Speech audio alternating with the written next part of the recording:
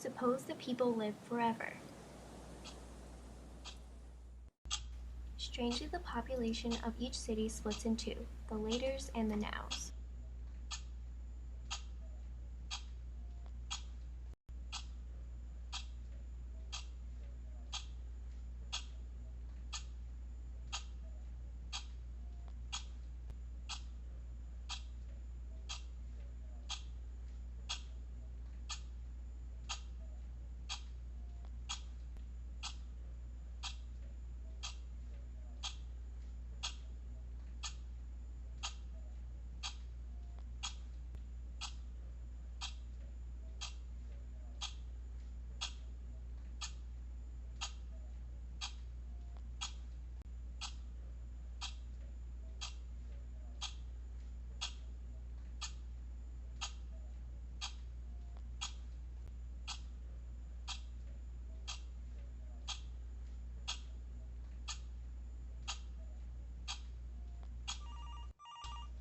The nows and laters have one thing in common. With infinite life comes an infinite list of relatives.